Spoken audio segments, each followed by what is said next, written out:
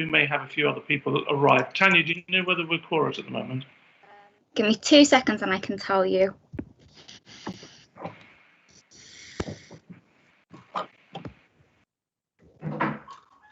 Yes, Chair, you are correct.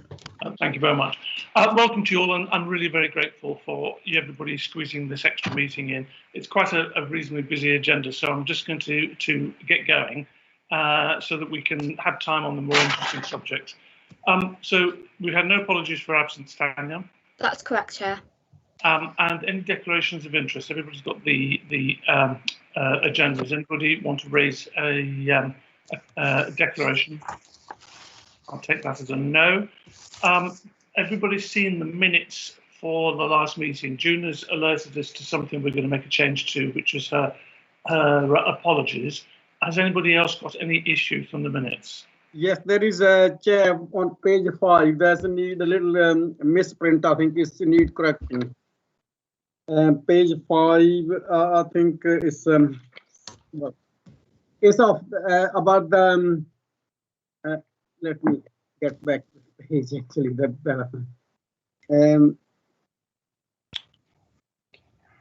yes, it's on section 51. Is it where it says public services load board? Yeah, it should be loan rather than load. Yes. Yes. Have you found that, Tanya? It's a loan board. That's fine, Chair. Sorry, I'll change that. Ram, I'm sorry, I didn't notice it when I read through, so thank you. That's fine. Sometimes you also see things. Yes, thank you. No problem. Anybody else, any issues? May I have your permission then to sign these off, subject to those 2 changes? Agreed. Thank you very much. I have no particular remarks this meeting. I think we've actually managed to bring into the matters arising or the private agenda all of the issues I would normally want to introduce. So I'd like to go on to the matters arising. I've mentioned to you all before, I plan to, I think the word is retire this summer. I will have done nearly 5 years. I think the danger you have with an independent chair, especially of audit risk, is that you become institutionalised. And so I'm quite keen for the Combined Authority to have a new independent chair. So, Dan, I think you were going to update everybody where you are with the process.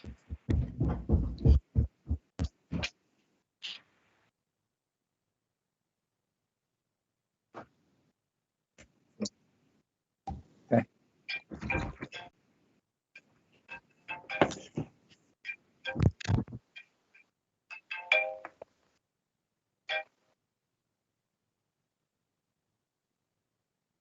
Yeah, it's there.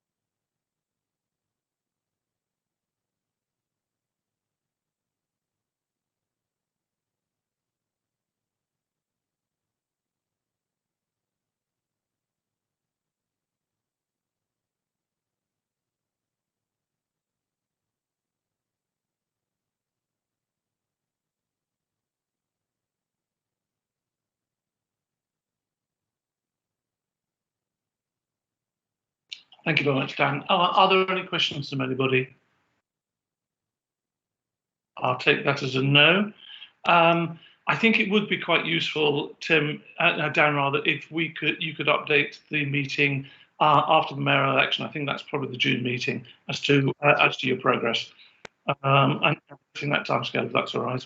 Good, thank you very much. Now, the second point was I asked to be circulated the reply that the Mayor sent to the Oversight and Scrutiny Board regarding some questions that have been raised by the Oversight and Scrutiny team on the Mayor. I thought it was a useful bit of feedback regarding the budget.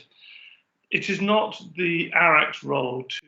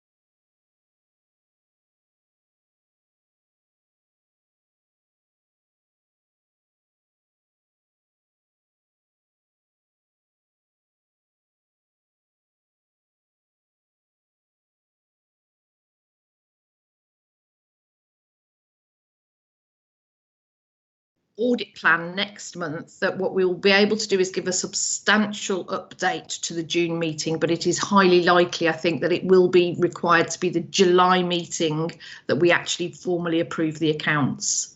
Just to note, really. Okay, I think Linda has just alerted us to all of us to, can we put the 12th of July ARAC into our diaries as a firm date, as opposed to as a possible date? Contingency, yeah. If that's all right. So any holiday plans, can you let me know now? All right. Anything else under the full plan? Good, thank you very much. Moving then on to Fiona, who's going to just give us a quick insight onto the quarterly programme assurance update. I think it's just a quick update. Over to you, Fiona. Good morning, Chair. Good morning, ARAC. I did present a rather detailed paper at the January ARAC on progress against the new single assurance framework. So this is the first operational assurance report since applying that assurance framework and implementation of the new tools. There will be more detailed reporting as more business cases go through the new assurance framework, and the team will have the ability to highlight trends, for example. But within this paper, within section 2, it highlights that the risk and investment appraisals have been carried out on 5 business cases that have been presented to investment panel. They've also undertaken 5 appraisals on change requests, which have either been approved or are going through the process with statutory officers and investment board. And just really to highlight, investment panel met on Monday this week, and one of the business cases they looked at was Coventry Electric Bus City, and this was the first time that the board friendly business case has been used for a FBC and gone to investment panel. And not only that, it had the risk and investment appraisal, and it also had the BCAT, so the maturity assessment tool had also taken place. So it's really good to see the tools that have been implemented as part of the single assurance framework being used. Separately, the investment programme SRO, Ian Martin, has received really good feedback from the investment board on how the new tools and the output report from the investment panel really do support good, robust conversations at investment board. And it really highlights to members the areas that they need to focus on in those business cases.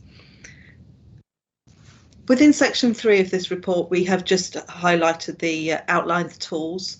They're part of the integrated assurance approach that we want to take forward and deliver over the next period of the single assurance framework. And within section 4, you did previously mention the business transformation. So in section 4, we've just highlighted that the business transformation programme brings together the assurance and the appraisal arms. So previously, within the strategic hub, appraisal has sat under Victoria Harmon, who's our strategic risk manager, and assurance sits under Jyoti Sharma. So as from next week, these will be joined together under Jyoti's leadership, and I think that's a hugely positive step. The two functions are very complementary, and as the SAF is rolled out across the WMCA, it will enable much more robust and enhanced reporting to ARAC. So that's sort of a brief overview of the first quarterly assurance report. Happy to take any questions. Thank you, Fiona. Have we any questions from anybody? That looked like a no. Fiona, can I offer my congratulations to you and to colleagues? I think the combined authorities come on in leaps and bounds in terms of its ability to give confidence around its investment decisions and monitoring progress. And looking at this, I look back the 4 or 5 years I've been involved in this, and I think your timing is just about right. We are now gaining quite significant critical mass, and it's good to see some really quality procedures and processes going in behind that. So I'm grateful. Pass that on. Thank you very much. I will do. Good team. The only other thing I would just mention to members, it's worth noting, Power 2.9, Fiona hinted at it. If you will all recall that I did ask that the ARAC would receive an update, just like in internal audit, in case the combined authority colleagues weren't always paying the right amount of attention to the recommendations, suggesting that, of course, coming to ARAC might just give that an added enthusiasm for paying attention to the recommendations. It's good to see that all the recommendations from the first tranche have been accepted, and I think that's a very good sign. So well done. Thank you very much, Chair. Let us hand on to Victoria on the Strategic Risk Register. Thank you, Chair. Good morning, everyone. My verbal update this morning is to the committee is twofold, really. Firstly, I'll provide a very brief update regarding the strategic risk management framework development work that's ongoing at present. And secondly, I'll provide a brief update regarding the strategic risk landscape for the combined authority in relation to the strategic risk register.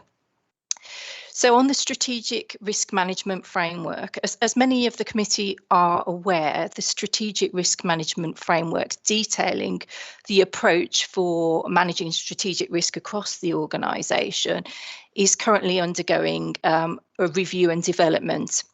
This piece of work is being facilitated through a cross-directorate working group, and the reason for that is to ensure that the framework is suitable for use by the combined authority as a whole entity rather than pockets of the organisation.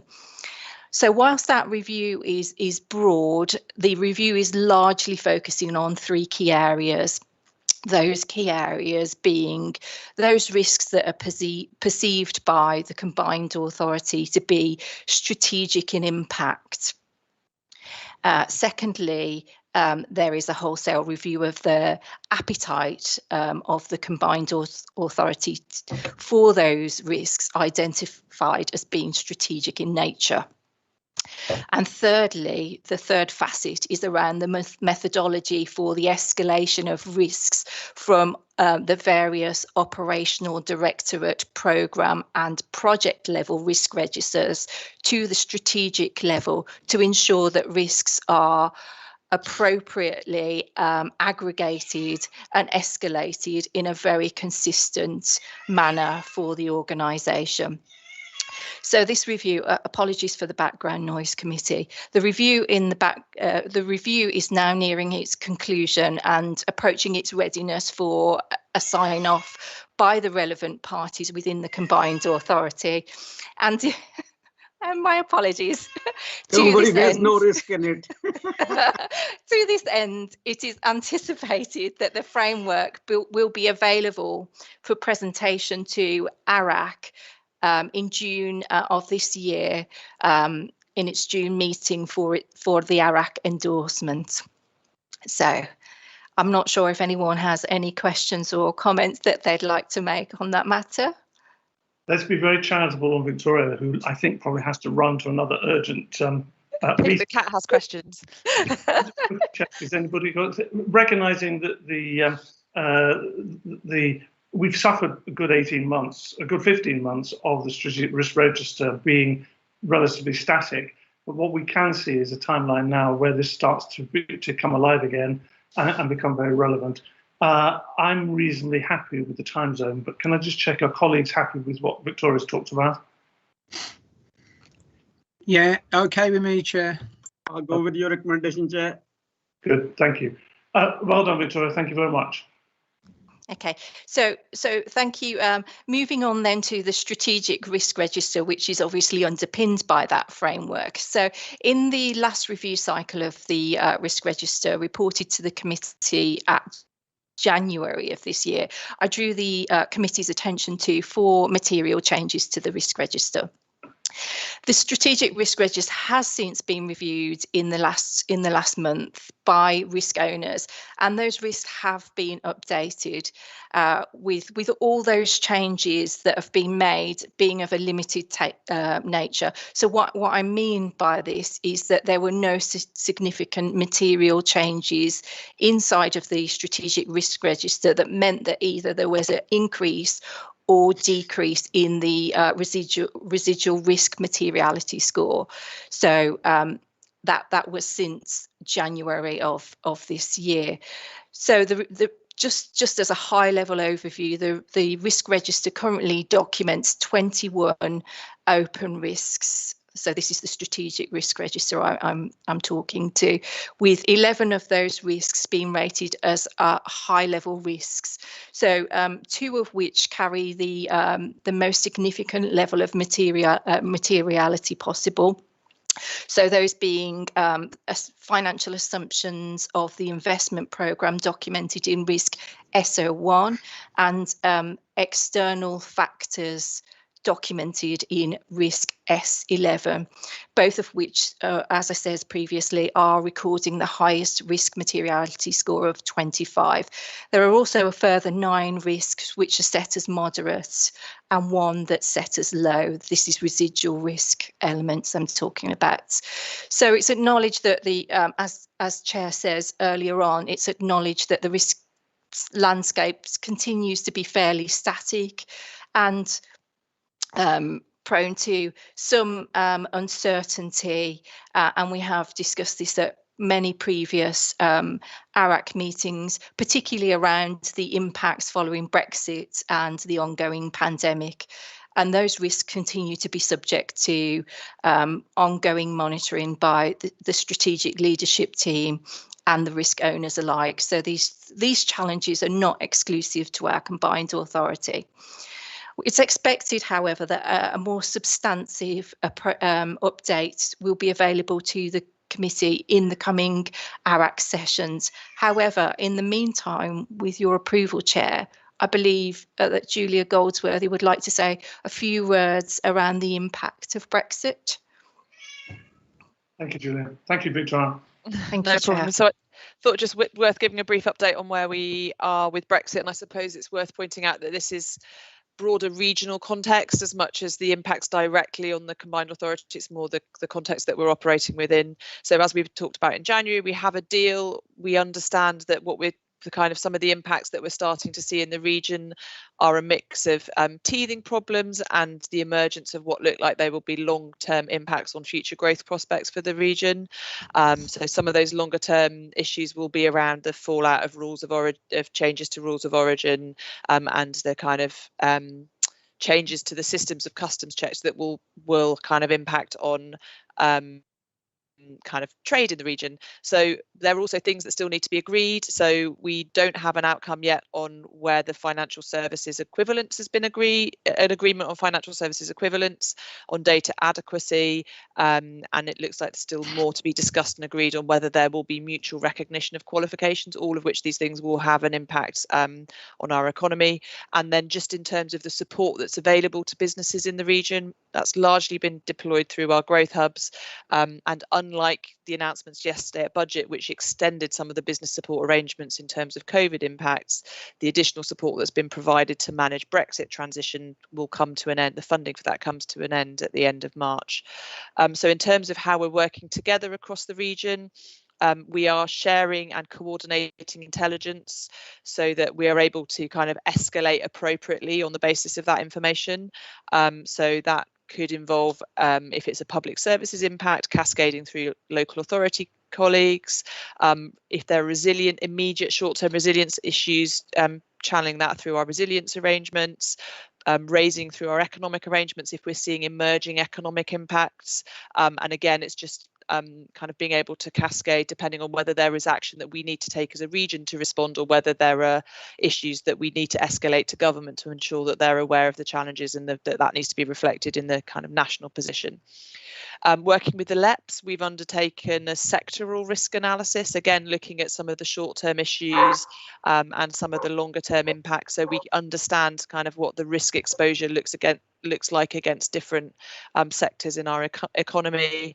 And we are also working up proposals with the remaining Brexit pooled funding to make sure that we're extending and enhancing the support where it's needed. So there are proposals being worked up there, particularly looking at the business facing aspects of support that's provided through local authorities, such as through trading standards, environmental health, where we're seeing changes in demand.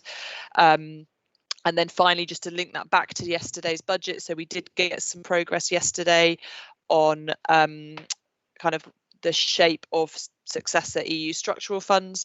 So there will be a pilot year next year of a community resilience fund, which the government has identified priority areas to develop proposals to manage transition, with the combined authority in the lead in helping support bringing those proposals together across local authorities, business, community and civil society. And then we will expect a full prospectus on the Shared Prosperity Fund, which is the kind of permanent successor programme to the EU structural funds, in the autumn. So what we're doing at the moment, we have been doing work to just try and understand what the kind of tapering is of individual programmes, almost like a granular audit across the region. Where is EU structural fund money being spent?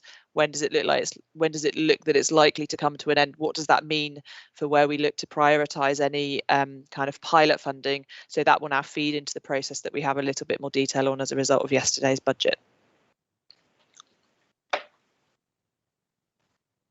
Thank you very much, Julian. Any questions anybody wishes to raise?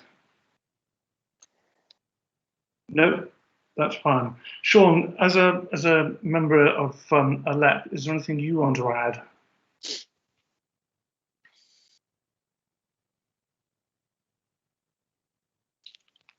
I think that's a no. All right. All right. Moving on then, if I may, to the arm's length bodies and the insurance report on that. I think it's relatively self-explanatory, but Lorraine, if you want to just quickly summarise what's in there without going through the full paper, that would be helpful. Okay, yes, fine. Thank you, Chair, and hello to all. The review is completed annually. It was started as a request from ARAC, I think, from a 20. Gone on mute. I do apologise, everybody. Thank you, Tim, and thank you, Chair. The review has been completed to check the arrangements of each of the arm's length companies to satisfy ourselves that the governance and assurance arrangements in place for all are satisfactory and meet ARAC's and the wider combined authorities requirements. You can see from the report we currently have 5 active arm's length companies. As Chair, you've noted, hopefully the report is self-explanatory and provides details of the arrangements for each and the assurance arrangements in place. That information, the checklists were completed and shared with the relevant subject matter experts within the organisation to satisfy themselves that the arrangements are adequate, and can confirm that that was received by all, along with Tim and Linda as the monitoring and Section 151 officer. So from my perspective, I believe we've completed that review for this year. But any questions, welcome to answer. Thank you. Thank you. Can I just check, has anybody got any questions? I think I see a hand. No, I don't. I see no hands. Lorraine, it's worth just mentioning that next year we will try to get this completed before the end of the year. And I think you've taken on board that we ideally should have it in place before March. Yes, I think it is diarised for January reporting each year, and we will make best endeavours to get that. Tim, and Linda, I wonder whether it's worth ARAC and yourselves considering this time next year whether or not there is a need for ARAC to be continuing to have this oversight of all of them, as each of these bodies are starting to get a bit of their own critical mass. whether ARAC should continue to be responsible for all of them is probably a subject worth discussing. Yeah. So I wonder whether you should be bringing forward to the January meeting any considerations as to whether you wish to change the arrangement for the following year.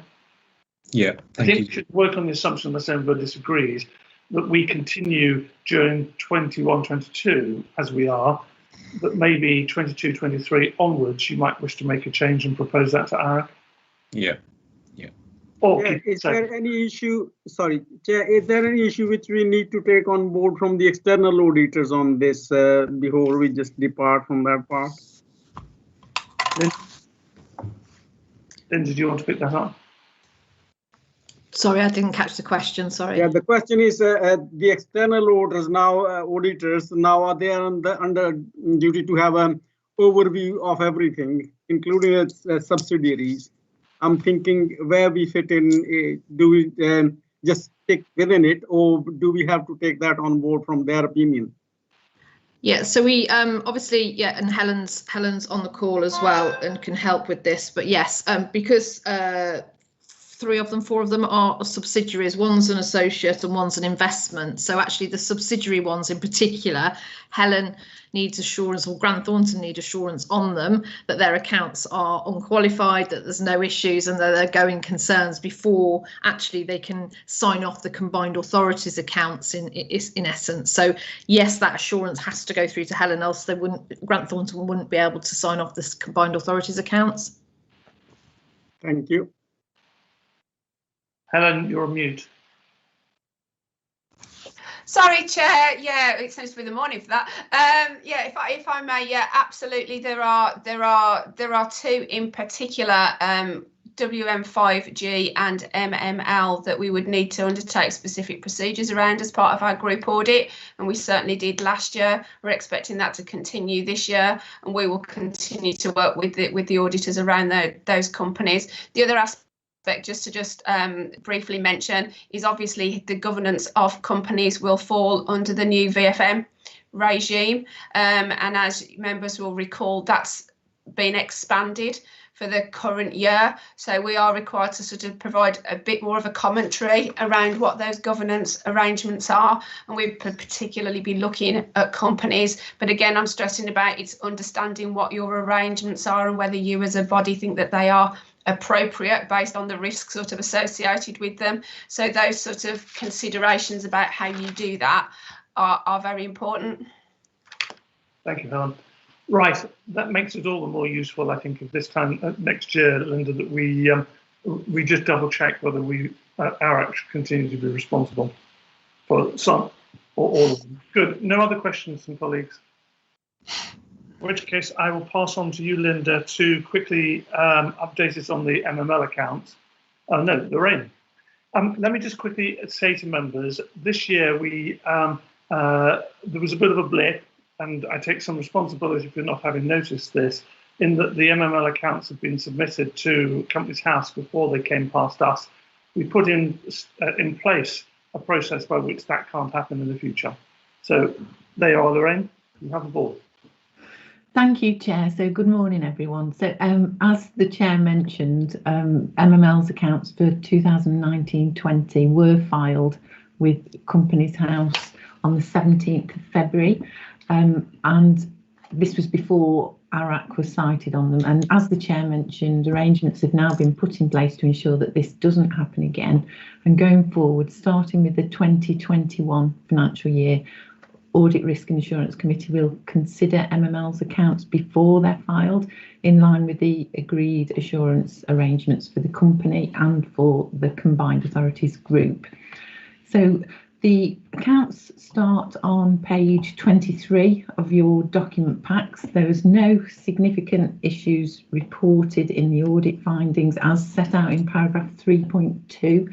And the auditors issued an unqualified audit opinion on the 9th of December 2020. The auditors engaged with management on the impact of COVID-19 and the impact it could have on the business going forward, and noted indicative DFT grant awards for Light Rail Restart Grant, providing financial support for the West Midlands tram network during the pandemic. So finally, can I introduce Waj Hussain, MML's finance manager, who's joined us on the call this morning. So that was all I wanted to say. Thank you, Chair. So happy to take any questions that members may have. Thank you. Good morning, everybody. Thank you. Hello there, Waj. Hi. Do you wish to add anything? No, I mean, Louise has covered it all. I mean, BDO have conducted and finalised an unqualified audit opinion. They were in constant communication with myself. There was a long assessment on going concern, coupled with support through the subsidy we get from the combined authority and the indicative grants from the DFT. They were happy with the letter of comfort that was provided to them through the CA. Lovely. I think just so members understand that, those of you who can bring up the accounts quickly, on page 41, paragraph 2.2, there's a section regarding going concern. And what this was involved, what was required really here, just for everybody to be satisfied, was a letter from the Department of Transport confirming their ongoing subsidy, so that it didn't look like it was just us hoping that the transport system would continue to be supported by the Department of Transport. I've satisfied myself outside of this meeting that I understand that and that this isn't just an ongoing liability that CA has without any underpinning. But if anybody wishes to ask any detail about that, Louise has had to do her homework to answer me the questions. She's fully capable of answering any question. Sean. Thank you, Chair. Back with you. Apologies for earlier. Yeah, I've got a couple of, well, firstly, the comment, thank you for confirmation that the 2021 accounts will be reviewed by ARIC prior to approval. I don't know the reasoning behind how that happened previously, but obviously, Chair, you are in control of that and I'm fully cognizant, so that's fine. I've got two questions, if I may, on the accounts. First is regarding turnover. The turnover note in the accounts is suitably vague. Can you just confirm what comprises the turnover for Midlands Metro? Is that ticket sales or is that something else? And my second question is regarding the recognition of profits in the accounts, particularly the fact that it is a non-profit making, non-loss making organisation. So can you just explain the relationship around how those figures are derived, please? I'm looking to Linda and Louise as to who's going to handle that one. Yeah. I was just going to say, if I can start, and then perhaps Louise and Waj may want to come in on the technical details, but I think, yeah, absolutely acknowledge there was an oversight. What we'd agreed was previously with ARIC was that this Audit and Risk Committee would act as the Audit and Risk Committee for MML as our subsidiary. I think what we've done is it's complete oversight within that chaos that was the pandemic as it started, and absolute apologies for that. Luckily, what we find is an unqualified audit report with no concerns. Obviously, from a going concern perspective, all audits require a comment on going concern every year, and indeed our auditors require it on us as well.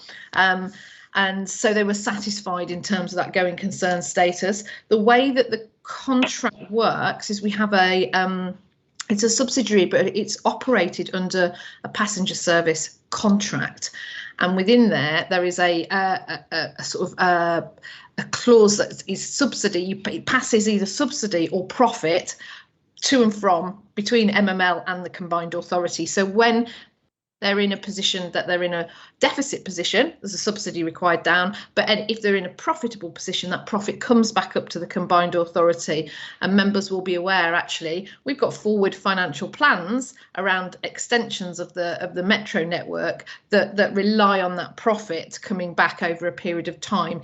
It was never envisaged in the early stages that MML would be profit making. The big opportunity in metro operations is when it becomes, at the minute it is a line, and actually when it becomes a full network, it really ramps up in terms of its patronage and its operating income.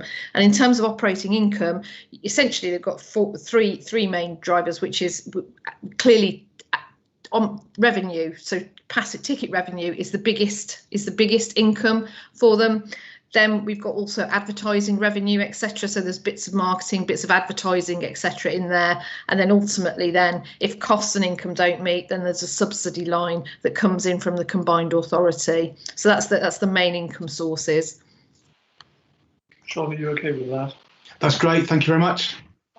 Waj, Louise, I'm taking it that you don't wish to add to your finance director's incredibly substantial reply there. No, that was very succinct. So thanks for that, Linda. We will take the point about the vague note around the revenue recognition and probably look to revisit and change that next year. So thanks for that. Thanks, Waj. Any other questions, anybody?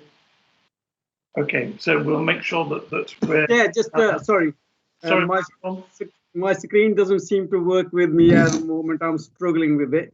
My apology. Just sort of poking the nose. It may not be audit issue directly, but just a curiosity. On page 32, there's directors, which 2 of them leave and then the new appointed. I'm just thinking, is there something special going on? What's going on, which is behind the scenes? I'm just a matter of curiosity. So yeah. So if I come back on that. Yep. Essentially, within Transport for the West Midlands, we put in an initial interim structure within the Metro team, within TFWM, and linking into MML as the operator. That was when we brought it in-house. What we've done then is since then we have had a review of how we manage Metro as a whole within TFWM, and that's not just the operator, that's also the Midland Metro Alliance, which is delivering the capital programme. And what we've done is to seek to strengthen the interface between the Midland Metro Alliance and MML as the operator, because clearly they have to be working very, very closely together in terms of the impact of capital development on the operations. So that's what we've done internally, is to strengthen the arrangements around how we manage Metro in totality, which has resulted in actually us changing the way that we have a managing director now, Steve McLeavy, in full time into MML, and we've strengthened the interface boards between MML and the MMA. So that's the reason for the changes, if you like. And then within that, I've strengthened the finance function, because the finance team are now more fully integrated into my finance team, which means I'm servicing MMA and MML more holistically. Thank you. That makes complete sense. Thank you very much. Cheers. Good question, though, Ram. Thank you. Any other questions? Good. Thank you very much. Can I now pass on to Peter? Peter, I presume you and Sandra are going to talk us through the internal audit plan for next year, and then segue neatly into the quarterly into the update for this particular period. Thank you, Chair. Yes, we will do. We'll cover the 2 under the 1 item, and then if there's any questions at the end, obviously happy to try and answer them. So the first of the 2 documents is the internal audit plan for 2021-22, and this sets out a range of audit reviews that we intend to undertake across the CA in the following 12 months. The sort of start of the document is a preamble which explains our methodology as to how we've arrived at the audits that we plan to undertake, and that they're not just selected at random from a list. What we do is it's co-produced with the CA, and we thank Lorraine for her work with us on helping to compile this. We take into account the key risks from the risk register that the CA face, what its key priorities are, and then we look at where the CA can gain assurance against those risks, the risks of not achieving those priorities. And some of the other assurance providers include obviously your external auditors, the CA's own programme assurance function, from Fiona and Julia, how successful that has been, and the wide range of work that they do themselves. And we take into account that. Then we look at where best we can place our resources, and from that it drives a score, an assessment of assurance need, whether it's red, amber or green. Now, so that isn't a risk assessment, red, amber or green, it's an assessment of assurance need, i.e. where our resource could be best focused. And if it's a red need, we would look to incorporate that annually into our audit plans, i.e. do a review each year. If it's a medium assurance need, we would look to do that probably once in a 3-year cycle. And if it's a green assurance need, then we wouldn't necessarily incorporate it into our audit plan. But obviously all those assessments are kept under fairly regular review, because the fast pace of change that everybody's going through at the moment, something that's green or amber could soon rise into sort of a red area, and if it does, then we would change our plan. I think as with other years, our plan is fluid, so like I say, if the risk profile of the CA changes in year, then we can change the plan, and we would notify first of all the chair and then the rest of ARAC at its next available meeting of any perceived changes to that plan. But as at this point in time, this document in front of you sets out the 15 to 20 reviews that we intend to undertake next year, and hopefully you'll see that that's a wide range of reviews across many aspects of the CA, including the key financial systems, the more traditional work, but also some corporate areas around GDPR and corporate complaints and FOIs, and some more operational work within the productivity and skills and the housing teams. So as the year progresses, you'll get an update on how the plan's developing, which work we've completed, what issues we've found. So that should give you a good picture and allow yourselves to build up your own sort of view of how well or not the CA is operating. So hopefully you'll agree that the plan does provide that coverage. But like I say, at the end, we're happy to answer any questions. But at this point in time, Chair, as you explained, I think if we go directly into our audit progress report, which is the second document that we've got here today, agenda item 12. And this is just updating ARAC on the work that we've completed since we last met. Obviously, we met in January, and this is sort of an additional meeting as such that wasn't initially timetabled. But since we last met, we have completed the procurement review and issued a final report on that, which was substantial assurance. It was a slightly different take on procurement because it was very much focused on how the CA had responded to COVID-19 and the requirements around the public procurement notices that had been issued at the time of the sort of outbreak of the pandemic. But like I say, we didn't find any issues of concern, and we're pleased to report that it's a substantial report. And Sandra, in a brief moment, will just give you some feedback on some of the issues that we looked at there.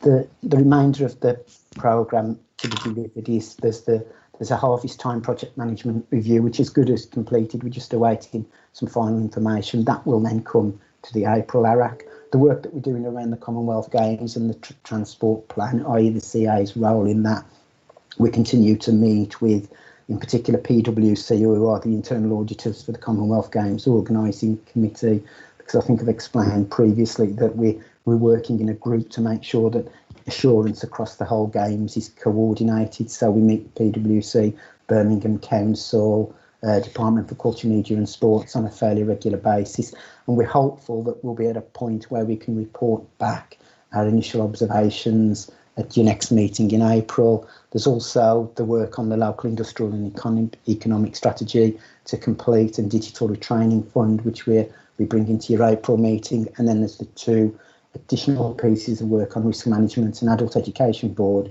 that we will bring to June ARAC, which would see a completion of the audit plan for 2021.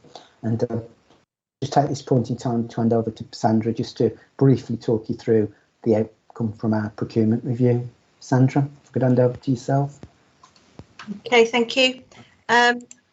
So just going through the report, the focus of our report was to look at the three public procurement notices that the Cabinet Office had issued this time last year regarding the application of public procurement regulations in cases of extreme urgency. So that was where, if the CA required to undertake any urgent procurement, the head of the procurement manager did confirm that there was no need for that, for the CA to procure anything urgently.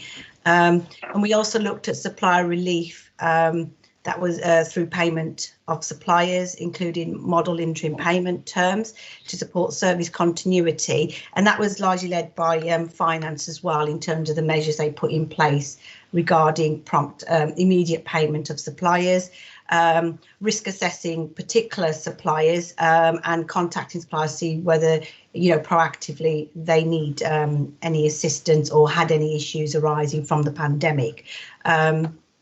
I'll go on to the key areas. As Peter said, we gave it an overall assurance been substantial because it was clear to see that leadership and procurement and finance had taken a proactive approach to reviewing contracts that were due to expire, but also looking at any current or upcoming procurement activity with an added assurance process put in place for directors to confirm whether the procurement need was still valid and was deliverable in the context of the pandemic.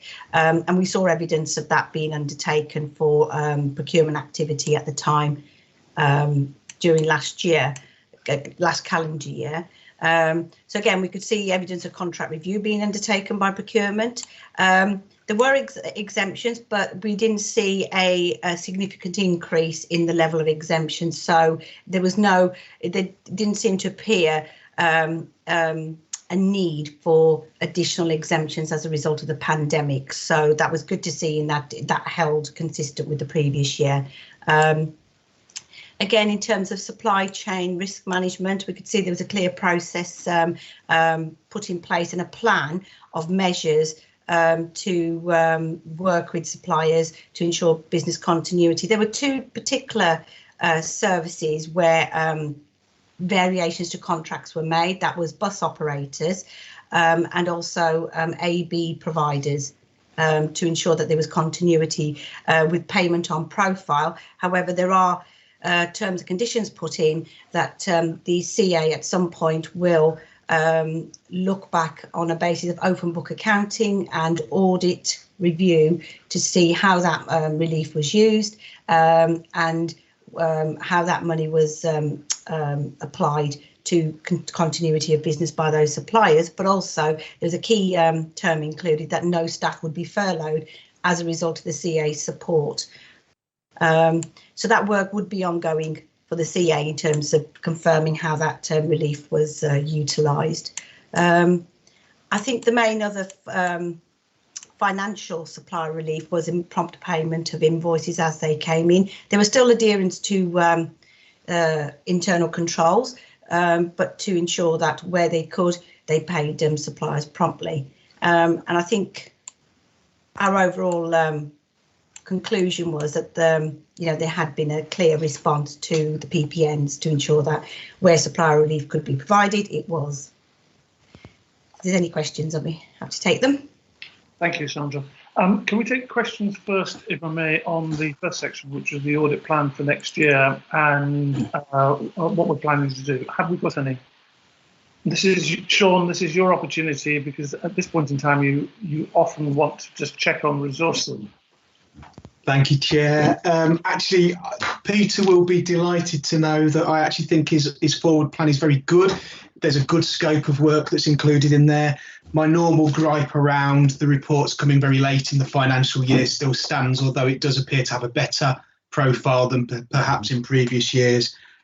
Yes, Chair, obviously, so long as Peter and his team are happy they have the sufficient resources to carry these out on time to schedule, then that's all good news. Thank you, Sean. Any other questions? Yes, Chair. Just sorry, I can't raise the hand because, as I said,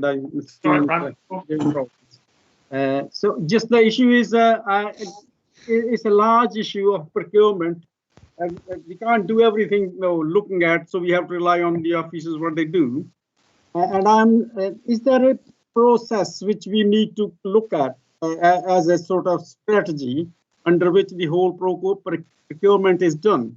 So maybe good idea if we get a strategy document, just to have an overlook at how it works altogether.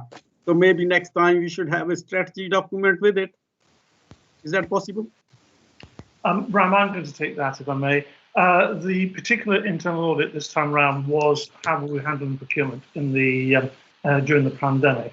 I think what you're raising is could we re-examine as ARAC procurement as a whole in terms of what is our strategy, is it fit for purpose, and are we performing on that? And I'm perfectly happy to talk to Tim. If Tanya just reminds me, I'll raise that with Tim and see whether we can put that as a future agenda item. But I think it's fundamentally different to what we've had to do for this particular audit for the pandemic procurement. Yeah, completely understand, Chair. I agree with you there. Yeah. Tim, would you be happy for us to take it that way? Yes, Chair, of course. That's no problem. We'll discuss offline. All right, and we'll make sure we build that into the future plan round. Thank you very much. Chair. Thanks. Any other questions? I'm going to just quickly. There's a couple of things that I want to talk about regarding the internal audit plan. But I'd like to do it when we get to the confidential area, because it relates a little bit to some of the things that we're covering in the confidential area. So Tanya, if I happen to just let that slip my mind, can you remind me before we close the meeting to tell everybody where we are? Yes, Chair. Thank you very much. Okay, so any questions regarding the most recent audits that we've had reported from Sandra? I would say that it's pleasing to see just how substantial satisfactory reporting we're getting. I think that shows a strong combined authority. Now, having said that, of course, there may be one coming over the hill that we can't see at the moment, but at the moment, this indicates good controls. Peter, do you want to just hint at what we're likely to see coming up, which haven't been approved yet? Is there anything in there that should worry us? There isn't at the moment from the work that we've got underway now, no sort of unforeseen disaster, because that's quite a strong word, no unforeseen issues that we feel we need to flag with ARAC at the moment. The work that we have got underway, the controls and systems that we've covered so far seem to be reasonable. Good, thank you, Peter. Any questions for Sandra then on the most recent update on the reports? Good, Sandra. Thank you very much for that work and for that update. You've come on my screen, Helen. Is that because you want to say something? No, not in relation to internal audit. My agenda item was next, so I was just being prepared. That was all. Ready and truly prepared. Okay, so I move on to what is actually quite a substantial topic, which is the informing the audit risk assessment for the combined authority for 2020-2021. Helen, I think you've got the ball. Yeah, thank you, Chair. Yeah, and members will recall that this is a document that we bring to you annually in terms of it's an opportunity for you to see the various sort of controls and safeguards in place around a number of really key areas. It's something we're required to do as part of auditing standards, and again it just gives you that really good opportunity to check what is happening. The questions are standard, and then we ask Linda and her team to sort of provide those responses. I think the thing I'd highlight this year is the format has changed pretty significantly from what you have seen in previous years. Members will possibly notice that the questions that you've previously had around going concern have dropped back a little bit, and that is because we've had new guidance released in Practice Note 10, which was back in November, which puts a slightly different slant on going concern for us. Previously, we have relied heavily on looking at your cash flow forecasts and the robustness of those. But now for the 2021 set of financial statements, we're allowed to consider going concern on what they call a service continuation provision. So recognising as a public authority, those services will continue. We're allowed to take a much greater sort of level of comfort from that than we have in the past. It doesn't preclude you as an authority being able to demonstrate you are a going concern. So we will still need officers and members to clearly articulate that you consider you to be a going concern. But our actual focus of work has changed slightly in that respect.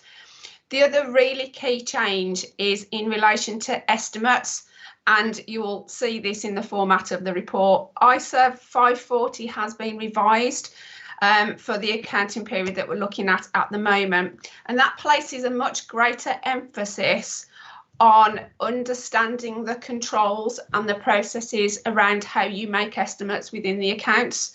You'll probably recall a good deal of our focus, particularly last year, was around estimates. We probably had some really big conversations around those pensions estimates, and that will continue this year. So this report then just draws out what the arrangements are around those really key material estimates. So there are 3 towards the back of the report where, again, Linda's team have actually put what those controls and arrangements are around those estimates. So I think that summarises where we are on the report. Oh, wow, that was quick. Thank you very much. And Linda, do you or Rachel or Louise wish to say anything?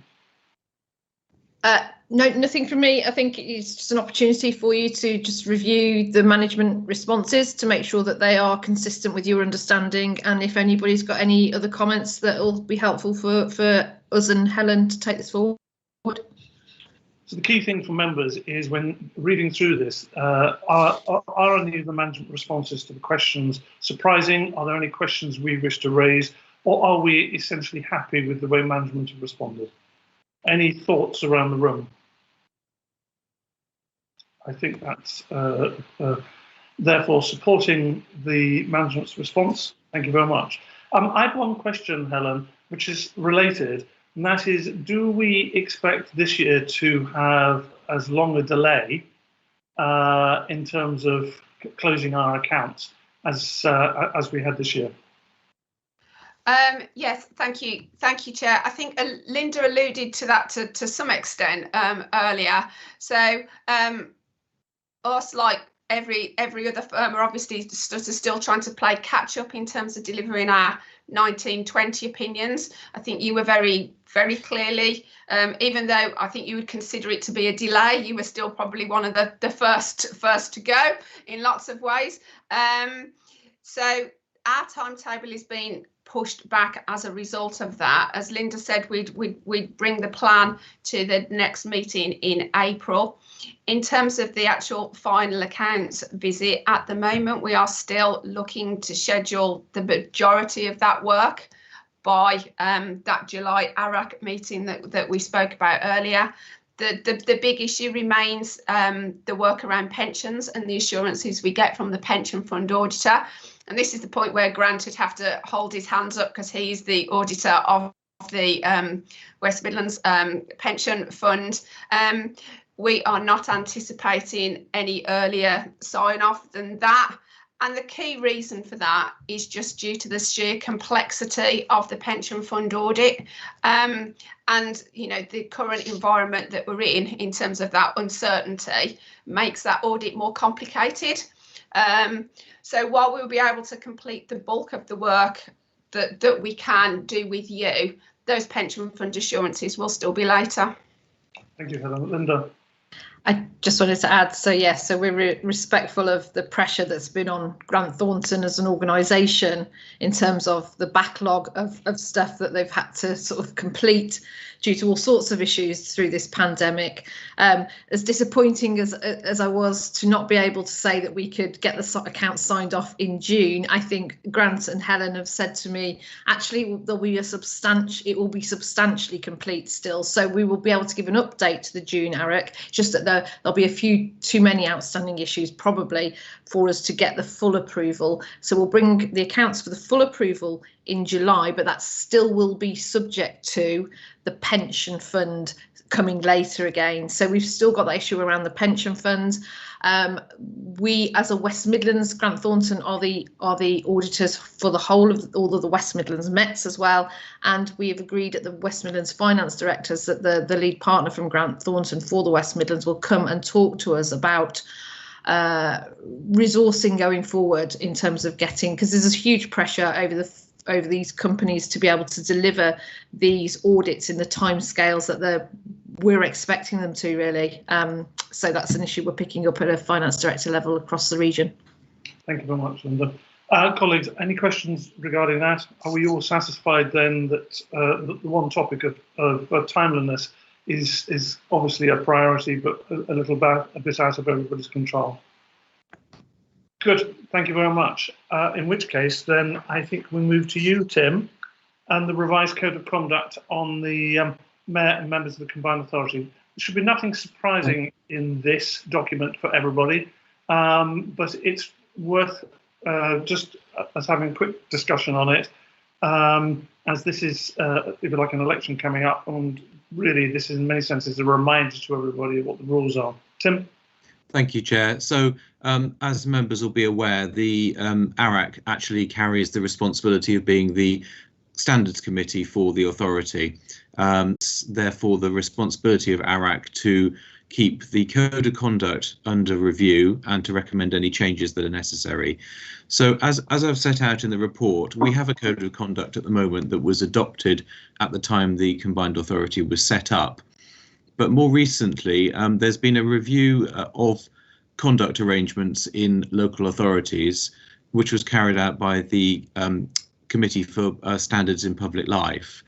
They made a number of recommendations, some of which entailed changes to legislation, and that was particularly around the sanctions that could be imposed by Standards Committee on elected members. The government have chosen to date not to implement those recommendations where they require additional legislation. But on the back of the recommendations from the Standards in Public Life Committee, the Local Government Association have drafted a revised code of conduct that have been circulated to all local authorities. And I've considered the draft, the revised code, and I consider that our existing code actually could well be updated, and it has got some gaps in it. And so what I'm proposing is that we adopt or that we recommend to the WMCA board that the LGA code is adopted pretty much in its entirety, and a number of the other local authorities in the area, a number of the constituent authorities are also taking this approach. So there should be a degree of convergence across the region. In terms of the revised code, I've attached it, and I should apologise. It does say in the report that I've also attached the previous or the existing code of conduct. I just realised that it's not attached to the report, but obviously it is part of our constitution and it is a publicly available document. But the document that's attached, just to be clear, is the proposed code for adoption. The revised code adds or strengthens provisions, particularly around bullying and harassment, and also makes it clear that actually elected members and co-opted members are themselves entitled to be treated with respect by members of the public. And I think, this is a particular issue these days with social media. It can be quite a difficult place to be in the sort of public space, and with people using social media to criticise the decisions and actions of elected members. It strengthens the provisions around equalities. It also explicitly makes or brings social media communications within the ambit of the Code of Conduct. Comments about the use of resources, bringing the authority into disrepute, and compliance with the code and any investigations. So it actually makes it explicit that obviously the code has to be complied with and any recommendations need to be complied with. The 7 principles of public life, which are usually referred to as the Nolan principles, are front and centre of the revised code of conduct, as they have been for many years, and they've not changed. So the principles that we work to are not changing. It's just really the if you like, the gloss around it, the interpretation and the code, and I do think that the revised LGA code is a big improvement on our current code, and I recommend it to the committee. If you are happy with the recommendation, then this would form a recommendation to the WMCA board for them to adopt the revised code. And if possible, we would take that to the next meeting on the 19th of March. So, Chair, I'm happy to answer any questions on this or to give any further information. Thank you very much. For some unknown reason, I've just lost my my screen. Can you still hear me? Yes. Okay. June, you had your hand raised.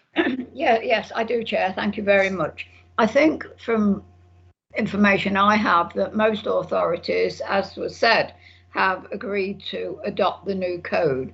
And certainly there needs to be, in my view, better regularity between how local authorities work, all local authorities and the CA probably work within within that code. But there are still 2 outstanding items that we are waiting for the government to address, both of which have been mentioned, Chair, which is social media and sanctions. So I'm hopeful that at some point that the code will be reviewed again and perhaps will address those 2 areas which I know are of serious concern amongst many local authorities and possibly the combined authority as well.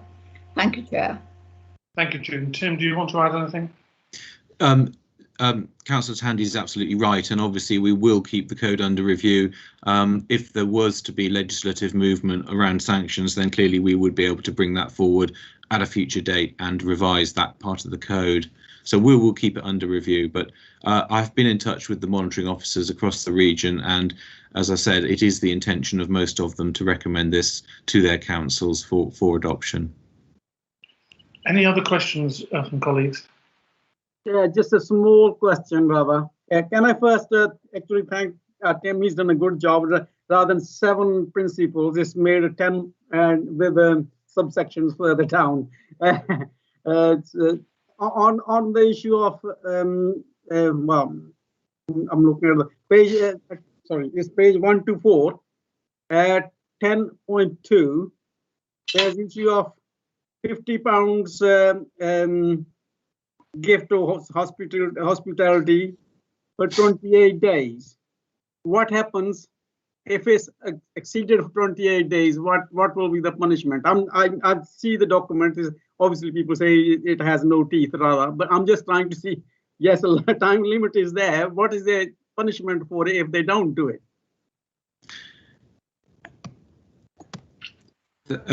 Chair, if I can respond to that, I mean, technically it would be a breach of the regulations if it was not registered. It might be that there was a good reason for it not being registered. It's not intended that any immediate sanctions would be visited on a member making a late registration. I think the approach that I always take with things like this is that you have to look at the intention and any mitigation. So if somebody was genuinely forgetful and didn't register something for 2 months, and there was a reason for that, or perhaps they had not been able to register it for personal reasons, as long as there was no ulterior motive of concealment involved, then I don't think any sanctions would be there. But it's good to have a deadline date, isn't it? Because otherwise people say, well, I'll do it once a year, I'll go through my diary and decide, you know, what needs to be registered on an annual basis, which wouldn't really be good. Thank you, Tim. Tim, you said in the introduction that we were largely adopting the LGA new draft. What's been left out? Anything of any significance? No, I mean, I'm really covering myself from a legal point of view, only because I've slightly changed the wording a bit, because obviously the LGA code, it was written so that it would cover combined authorities and mayors, but I thought that the phraseology that they'd used to bring the mayor within the ambit of it was really clumsy, so I've changed that throughout. But no, there are no substantial operative parts that I've decided we won't be bothering with or anything like that. Thank you, Tim. On that understanding, are members happy to approve this and recommend it to the board for adoption? Yes, Chair. Good. Okay, I'll take that. Chair, yep, fine. As approved. So, Tim, I think if you could, when you pass it on to the combined authority, say that Eric has been through that and are content to recommend it. Absolutely, yes. Thank you. That's very helpful. Thank you all. Now, Tim, I just want to check on process. Because of the way the agenda is set up, there's a part of what we were going to do next outside of the private section, and then another part in the private section. I'd rather like to just now move to the private section immediately because I think it's easier. Do you have any objection if I do that? Chairman, no, I think that's fine as long as we go through the proper process to exclude the press and public, because I know that Jason was only going to give a very brief outline in the public session and then do the rest of it in the confidential session. Okay, so I think I'm reminded that I should be saying that at this particular point in time, I'd like to exclude all the public and press, which means actually shutting down the live streaming, and that in accordance with Section 100A, Section 4 of the Local Government Act 1972, the press and public should be excluded from the meeting for the following items of business.